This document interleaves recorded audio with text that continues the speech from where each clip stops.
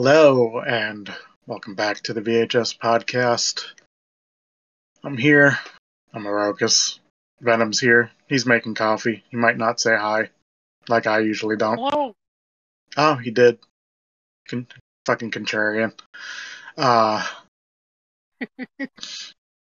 So today, and I guess this is a long-awaited sort of sequel to Black Helicopters, which I will now note. It's this entire site where this stuff is from is all satirical shit, so it's not actual not actual conspiracy theories, but I'm sure some people click on it and believed it. Like I do have to say the Black Helicopters one was believed by someone I used to work with, so the fact that they couldn't look into the site a little bit and see that, oh, this is satire. This is just a massive shitpost. But yeah, they do have a couple more on this website. So today we are talking about the Pacific Northwest tree octopus. So exciting. I'm excited to see this. Not excited. I'm looking forward to seeing the abilities of this tree octopus. What makes it stand out besides, living on land? All right, so I'll begin reading. The Pacific Northwest tree octopus. I'm not even going to bother trying to pronounce the scientific name. Can be found in the temperate rainforests of the Olympic Peninsula on the west coast of North America. Their habitat lies on the eastern side of the Olympic mountain range, adjacent to Hood Canal. These solitary cephalopods reach an average size, measured from arm tip to mantle tip, of 30 to 33 centimeters. Unlike most other cephalopods, tree octopuses are amphibious. Wouldn't it be tree octopi? Because it's plural. Venom, what do you think? I think that was the last thing on their mind when they wanted to form the world about the tree octopi. Okay. Spending only their early life in the period of their mating season in their ancestral aquatic environment. Because of the moistness of the rainforest and specialized skin adaptations, they're able to keep from becoming desiccated for prolonged periods of time, but given the chance, they would prefer resting in pooled water. An intelligent and inquisitive being, it has the largest brain-to-body ratio for any mollusk. The tree octopus explores its arboreal world. I could be pronouncing that wrong, don't care. By touch and sight. Right. Adaptations, its ancestors originally... I feel like they meant to put adapting there, but I could be wrong. Its ancestors originally evolved in the three-dimensional environment of the sea, have been put to good use in the spatially complex maze of the coniferous Olympic rainforests. The challenges and richness of this environment and the intimate way in which it interacts with it may account for the tree octopus's advanced behavioral development. Some evolutionary theorists suppose that arboreal adaptation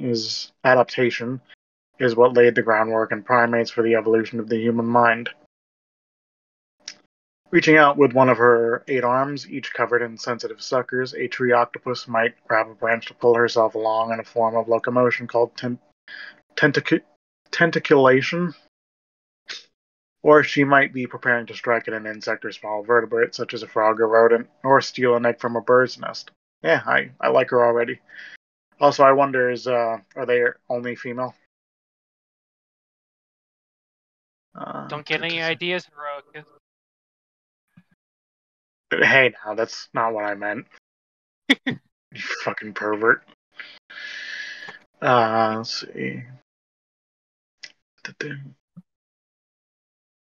Tree octopuses. I really feel like it's supposed to be octopi. Maybe I'm wrong, but I don't know. It just sounds weird.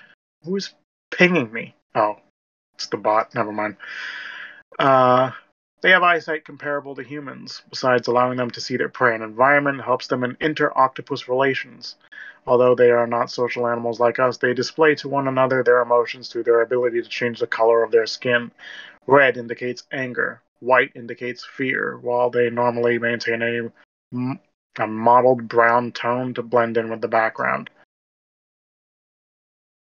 Don't understand how that works when they're in a tree, unless they're like actually hanging onto the bark.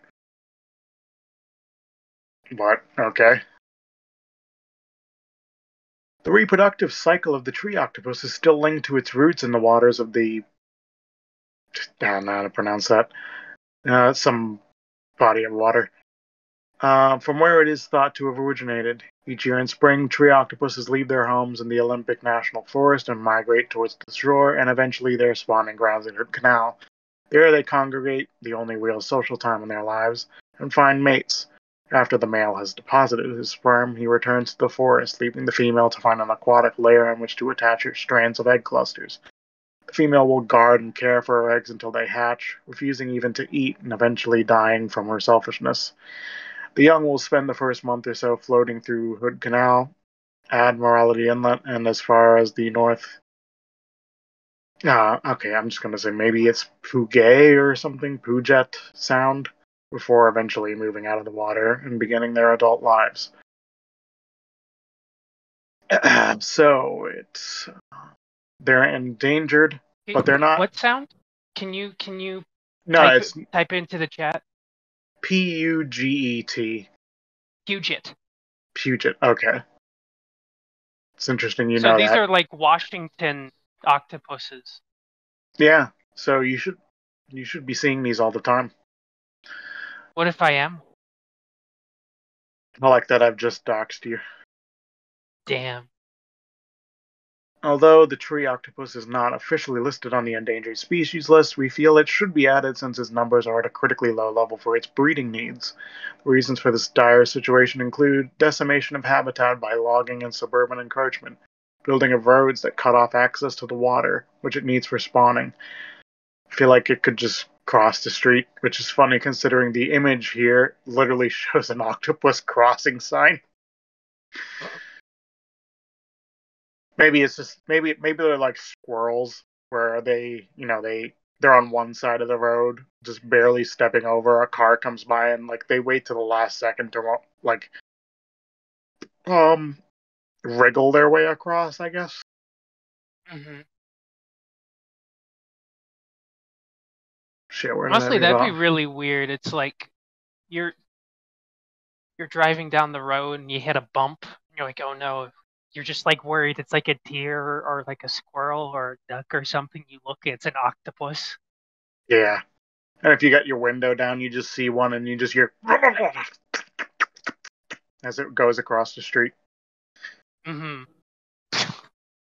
That just so you know, that's the sound octopuses make on land. Octopi, Oh, whatever the fuck it is. Let's stop and Google that. Octopuses or octopi.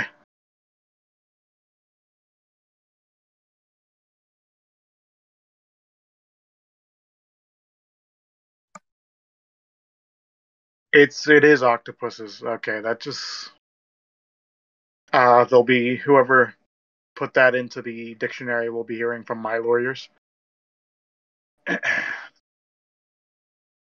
good. So yeah, the history of the tree octopus trade is a sad one.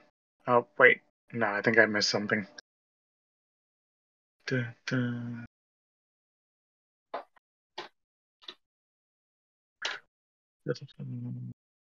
Oh, so the roads cut off access to the water. Uh, their house cats prey on them, which is interesting. I feel like they would have a much easier time fighting the cat at their size. But I guess, it's technically seafood, so cats are immediately just going to be all over it. And it has natural predators, which include the bald eagle and Sasquatch.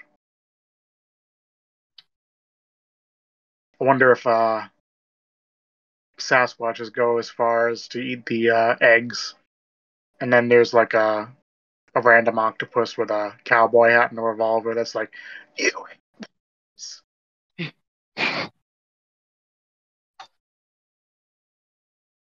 Thank you for that. You're welcome. Thank you for that Red Dead reference. I love What? referring to things in games when I haven't played the game. Mm-hmm. Well, entirely. I've played a few hours of it, but I've not reached that. Anyways. Done Undead Nightmare. Oh, The DLC. so then I haven't played it. Yeah.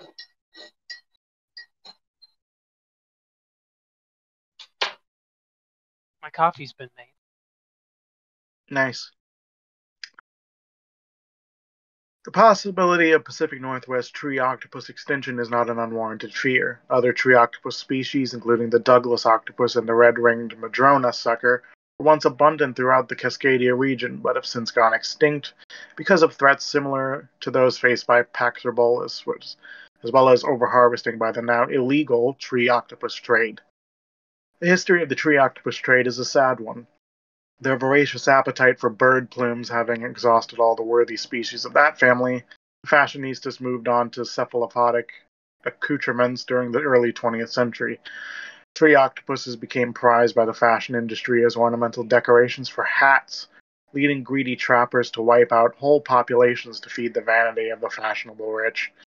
While fortunately this practice has been outlawed, its effects still reverberate today, as those millinery deprivations brought tree octopus numbers below the critical point where even minor environmental change would cause disaster.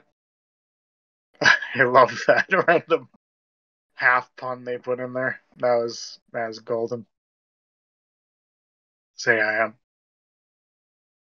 While efforts were made in the past to preserve remaining tree octopus habitat, these were met with resistance by the timber industry, which has traditionally viewed the tree octopus as a nuisance, both because the octopuses favor the valuable moss-shrouded trees of old-growth forests, pitting conservation needs against lucrative sources of lumber, and because octopuses hiding among felled trees often gummed up sawmills and stained pulp vats with their ink. These nuisances led many loggers to regard tree octopuses as bad luck, resulting in the pointless killing of octopuses on site at logging camps in a misguided attempt at eradicating the troubled species. Anti-octopus sentiment was so strong among loggers that some even began to fear that the octopuses were prone to attacking humans. These fears were fueled in no small part by gratuitous stories involving tree octopuses harassing lumberjacks and distressing damsels in Northwestern-themed pulp magazines of the 1930s to 40s, and variously nipping, entangling, or suckering the flesh of the heroes of men's action magazines of the 1950s to 60s. The magazine publishers depended on cheap paper made from wood pulp and were glad to contribute to the anti-octopus propaganda campaign of the timber industry. To this day, misunderstanding and fear of these gentle creatures can still be found among many old-timers, although education campaigns and special octopus separators installed at sawmills have largely halted the practice of tree octopus eradication. So, let's see what else. Yeah, that's pretty much it. There's like some sources and shit. And I think there's a fake donation link or something. But yeah. That was amusing. I don't think that was Masterful. I don't think it was as interesting as Black Helicopters, but yeah. Yeah. It makes me half wonder because, like, I mean, they said Sasquatches, so they're not real, you know. So this is totally satire. It's like I'm wondering if the black helicopters, the tree octopuses, are like the same person or like a group of people that are no, all on the joke. No, I when I looked into it, it is just this one guy.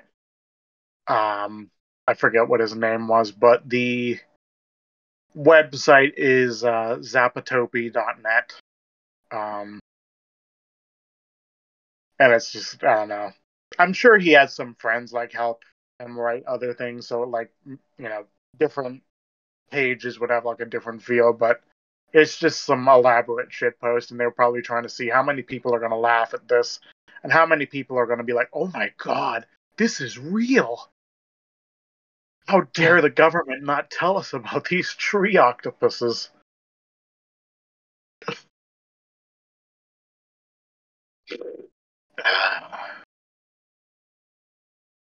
But yeah. I'm on my third cup of coffee. You're full of shit. No, I am. How the fuck have you made and drinking 3 cups of coffee? And it's only been 15 minutes since I started the recording. What can I say? I'm amazing. Alright, well, I've exhausted everything I gotta say here, so that'll be it. See ya. Tune in next time for something. Yes.